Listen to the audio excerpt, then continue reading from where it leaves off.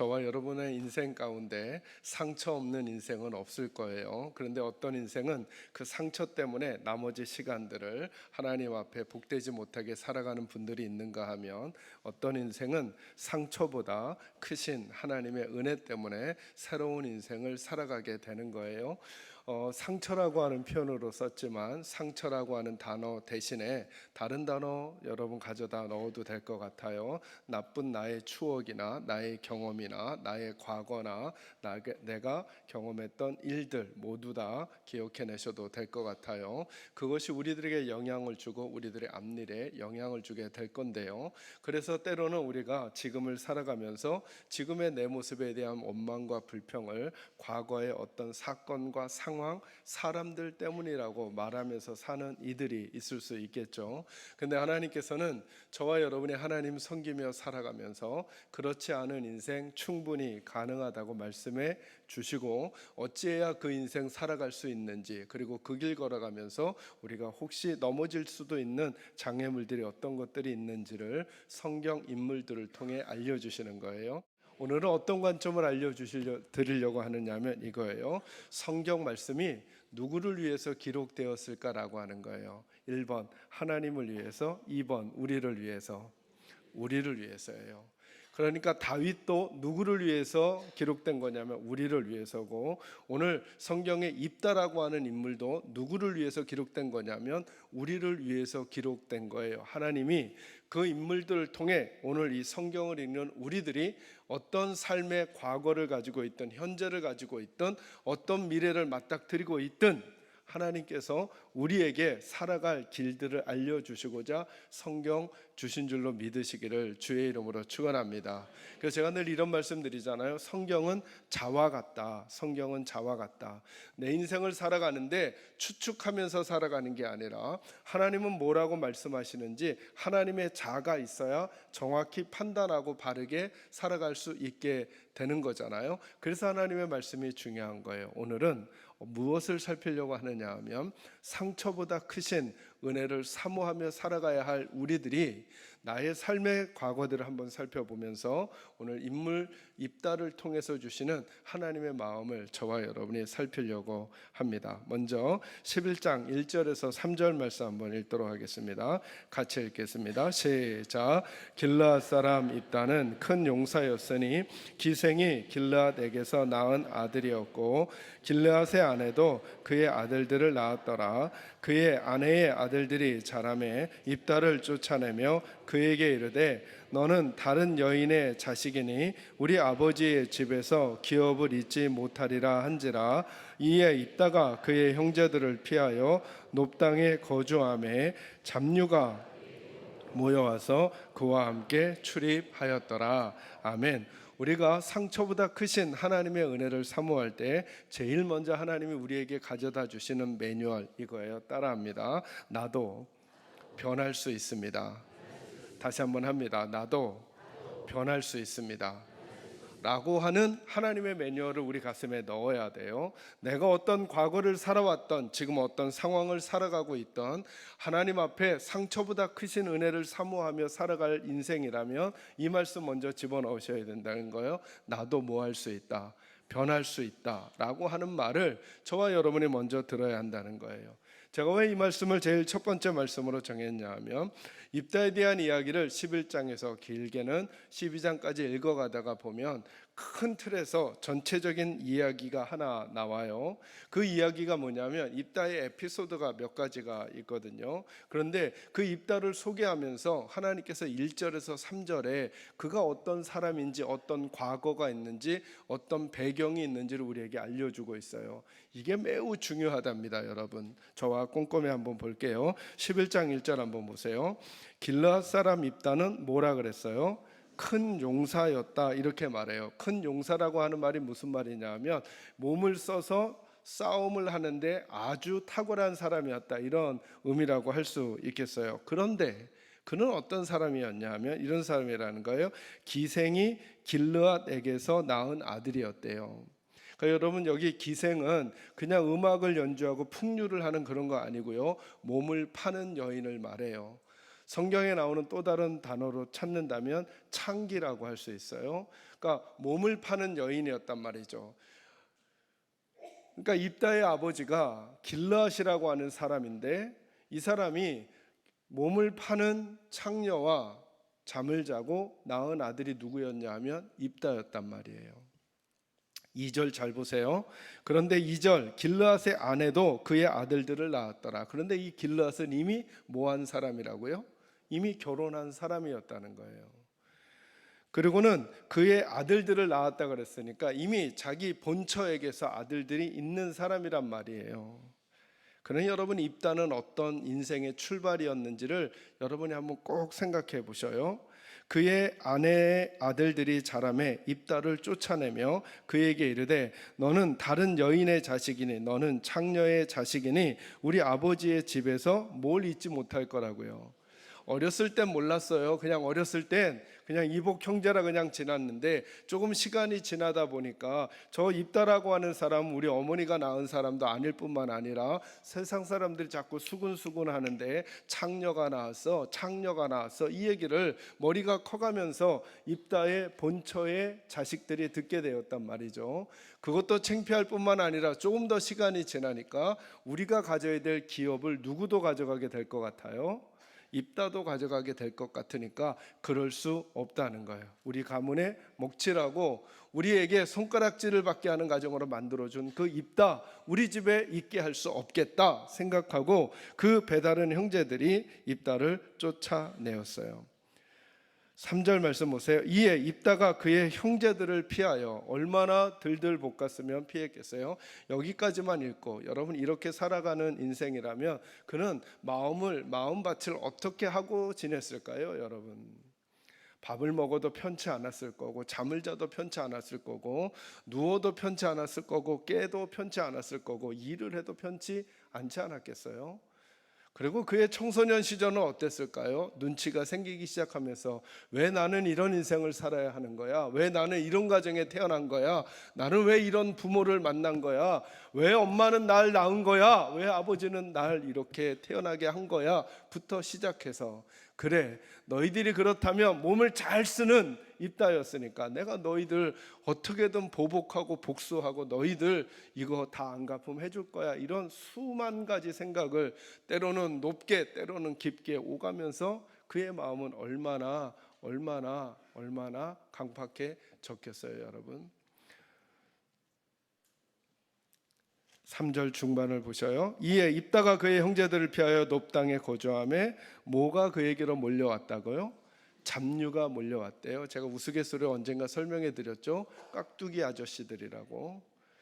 왜냐하면 그래서 입다 주변에는 어떤 사람들이 몰려들었냐면 입다와 비슷한 가정 조건과 삶의 상황을 가지고 있는 사람들, 남들이 보기엔 정상적이라고 말할 수 있는 삶을 살기에는 부모 쪽이 부족하든 어머니 쪽이 부족하든 자신 쪽이 부족하든 사회적 지위가 부족하든 재물이 부족하든 환경이 부족하든 어떤 이유에서든 그냥 평범하게 살 수 없는 사람들이 하나 둘씩 모이고 그 주변에 그는 그런 삶을 살게 되었던 거죠. 그게 그의 이야기의 시작이었어요. 그런데 이 사람의 마지막을 하나님이 뭐라고 기록해 주시느냐 하면, 그가 하나님의 사사로 암몬 자손에게서 이스라엘 백성을 구원해낸 사사라고 하는 이야기로 그를 이끌어가고 계시는 거예요. 더 그 중간에 어떤 이야기가 있었는지 살피기 전에 전체적인 이야기가 뭐예요? 입다가 변할 수 있었다는 거예요. 그러니 나도 변할 수 있다는 거죠. 입다는 어찌 보면 여러분, 저와 여러분이 과거에, 저와 여러분의 어린 시절에, 저와 여러분의 가정적인 부모의 혹은 물질적인 지위의 배경에 가장 나쁜 배경의 총합이 누구냐 하면 입다 아니겠어요? 그죠? 어머니가 창녀고 아버지가 외도에서 낳은 아들일 뿐만 아니라 이복 형제들에게 미움을 받아 아무 기업도 받지 못하고 집을 쫓겨날 수밖에 없었던 사람, 그리고 좋은 친구들 만날 수 없어서 그렇게 거친 말하고 거친 생각하고 함부로 몸을 쓰면서 살아갈 수밖에 없었던 그런 인생이 하나님께 쓰임받을 수 있다는 그림, 큰 그림을 우리에게 보여주시잖아요. 여러분의 과거는 어땠으며, 여러분의 부부 생활은 어땠으며, 여러분의 부모는 어땠으며, 여러분의 가정의 재정적인 상황은 어땠으며, 여러분의 지나간 믿음 생활은 어땠나요? 혹시 그것 때문에, 그 상황 때문에, 어쩔 수 없는 그 원인 때문에 그 결과된 삶을 난 살아갈 수밖에 없을 거야 라고 하며 마음 무너진 분이 있다고 한다면, 오늘 말씀 더 듣기 전에 이 생각을 여러분 속에 집어넣으십시오. 나도 변할 수 있습니다. 나도 변할 수 있습니다. 우리 가정도 변할 수 있습니다. 우리 자녀도 변할 수 있습니다. 이 얘기를 하나님이 입다를 통해 해주고 싶으신 거예요. 안 돼, 나는 안 돼, 우리 가정은 안 돼, 우리 아이는 안 돼, 우리 삶은 안 돼 라고 말하고 싶어지는 그 삶의 자리들을 가지고 있는 하나님의 백성들이, 그래서 예배의 자리에 나오지만, 찬양하지만, 기도하지만, 말씀을 듣지만 그냥 지난주와 똑같은 시간을 보내고 돌아갈 수도 있는 우리들에게 오늘 하나님은 입다의 얘기를 통해 제일 먼저 이 생각을 우리 속에 넣으라는 거예요. 나도 변할 수 있다는 거예요. 두 번째, 사사기 11장 9절로 한번 와보시기 바랍니다. 9절. 입다의 인생에 새로운 일이 시작되는 그 과정을 잠깐 보려고 그래요. 11장 9절 다 같이 읽습니다. 시작.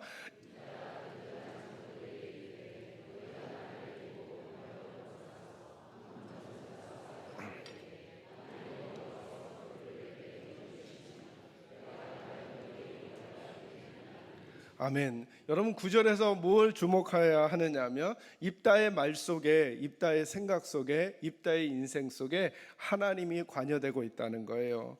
입다가 이제 암몬 자손들이 쳐들어와서, 암몬 족속이 쳐들어와서 이스라엘이 어려우니까 입다가 몸을 잘 쓰는 용사고 그 주변에 상남자들이 꼬여 있는 사람이라 그랬잖아요. 깍두기 아저씨들.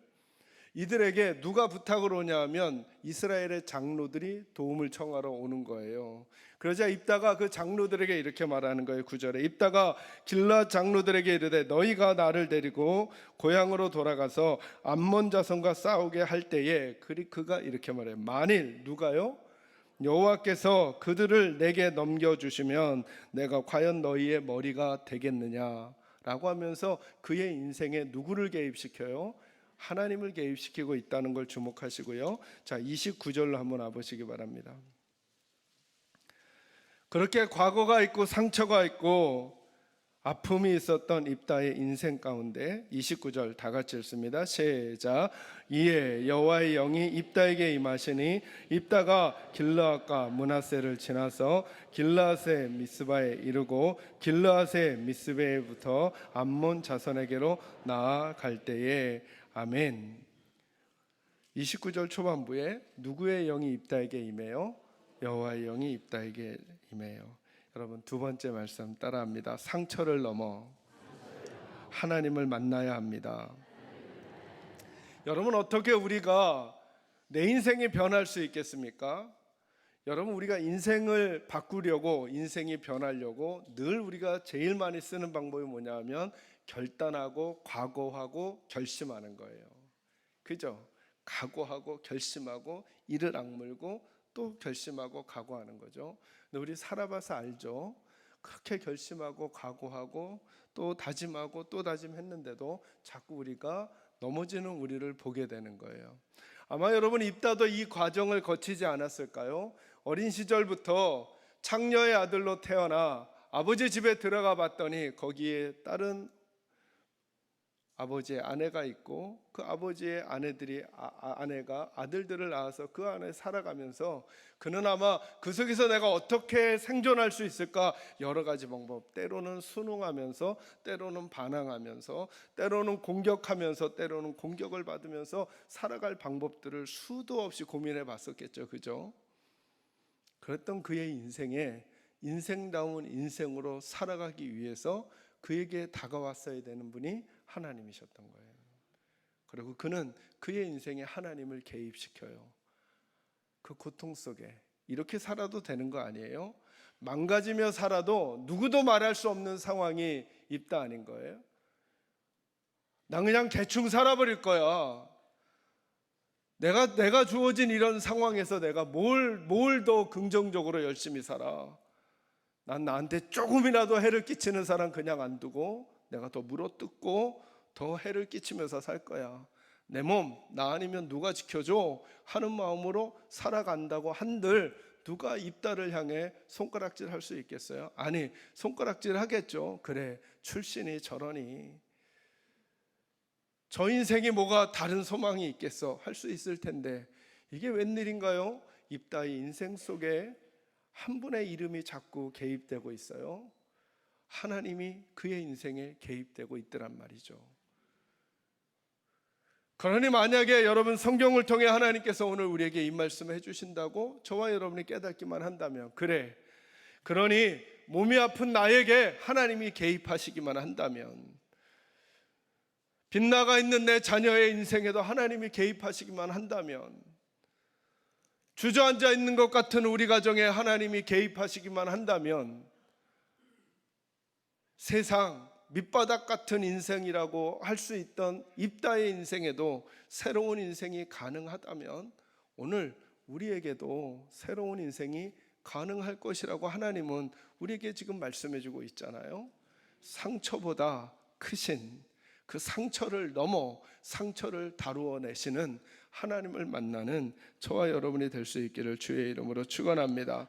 이제 조금 무거운 얘기 하려고요. 11장 29절에서 31절까지를 다 같이 읽겠습니다.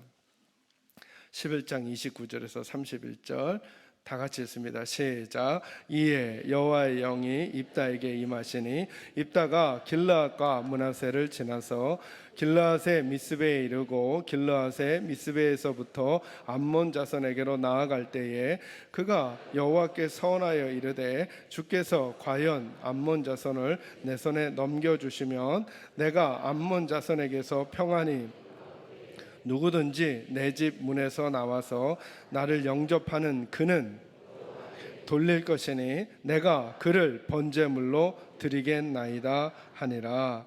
아멘. 아멘.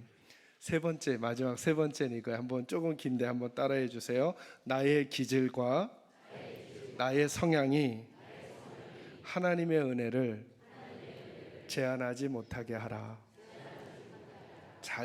다시 한번 잘 생각해 주세요. 나의 기질과 나의 성향이 누구의 은혜를, 하나님의 은혜를 뭐하지 못하도록, 제한하지 못하도록. 자, 이게 무슨 말이냐면 이제 입다의 에피소드 중에 저와 여러분이 꼭 기억하고 있는 에피소드 하나 있죠. 이제 그렇게 그가 하나님이 그의 인생에 개입해서 암몬 자손과 맞서 싸우러 나가게 된 그 시점이에요. 그가 갑자기 하나님에게 서원을 하는 거예요. 하나님이 명령하신 것도 아니고 시키신 것도 아니고 하라 하신 것도 아니고 하나님이 원하시는 방법도 아닌데 그가 이런 서원을 해버리고 말아요. 30절 그가 여호와께 서원하여 이르되 주께서 과연 암몬 자손을 내 손에 넘겨주시면 내가 암몬 자손에게서 평안히 돌아올 때에, 그가 전쟁에서 이기고 돌아올 때에 누구든지 내 집 문에서 나와서 나를 영접하는 그는 여호와께 돌릴 것이니 내가 그를 번제물로 드리겠나이다 하니라 라고 서원을 해요.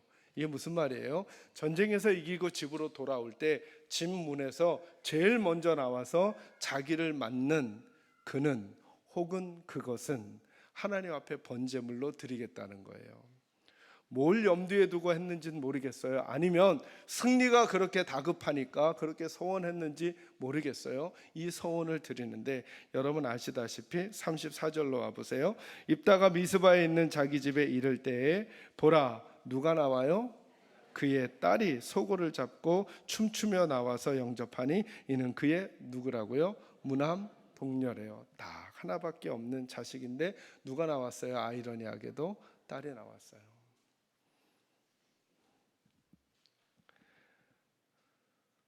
그래서 어떤 일이 생겨버리느냐 하면 놀라운 승리를 허락해 주시고 놀랍게 사용하신 하나님 앞에서 기쁨의 노래를 부르고 잔치를 벌이고 환호성을 지르고 즐거워해야 될 그 시간이 무슨 시간이 됐냐 하면 눈물과 탄식과 아픔의 시간이 되고 말았어요.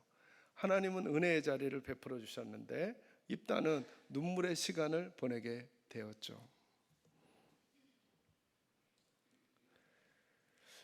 저는 이 말씀을 묵상하면서 입다가 왜 그랬을까라는 생각을 하게 됐어요. 아니 도대체 하나님이 조건을 거시지도 않아서 입다야 너에게 가장 중요한 걸 내게 줘야 내가 너에게 승리를 줄 거야 이러시지 않았어요. 그죠? 입다는 왜 일을 이렇게 풀어갈까요? 입다는 왜 일을 이렇게 풀어갈까요? 제가 보니까 이게 완전히 상남자 스타일이에요. 그는 그의 과거의 기질을 하나님을 섬기면서도 버리지 못했던 거예요. 하나님은 살아있는 사람을 바치라고 한 적이 없어요. 여러분 아브라함 자꾸 생각나실 거예요. 제가 이렇게 말하면 그때 아브라함의 아들 이삭이 죽어요, 안 죽어요? 안 죽죠? 죽지 않죠? 그래서 하나님은 율법에 절대로 사람을 번제물로 드리라고 하지 않았어요. 근데 왜 입다는 이렇게 하는가? 그는 그가 살아온 거친 인생에서 그가 어떤 대가를 얻게 되거나 받게 될 때 그는 큰 용사로 몸을 쓰며 살아가는 사람으로 잡류들과 어울리면서 어떤 일을 꼭 성취하고 나면 거기에 대한 대가를 지불하는 습성이 그에게 있었던 거죠. 그리고 그 습성이 하나님이 누리라고 주시는 큰 은혜의 시간을 슬픔의 시간으로 바꾸어 버리는 것이 오늘 본문인 거예요. 저와 여러분도 한번 잘 생각해 보시는 거예요.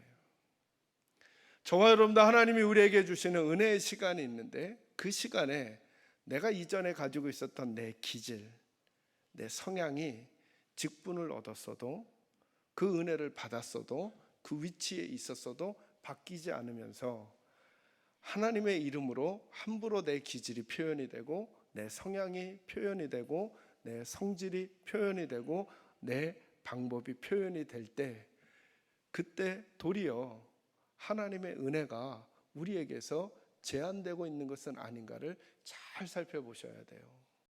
그리고 왜 하나님은 짓궂게 입다의 딸이 나오게 하시고 이 사건을 어떨 땐 오리무중 가운데서 마치 길을 찾는 것처럼 왜 이런 본문이 있을까 헷갈리게 결국 입다의 딸은 죽어요. 여러분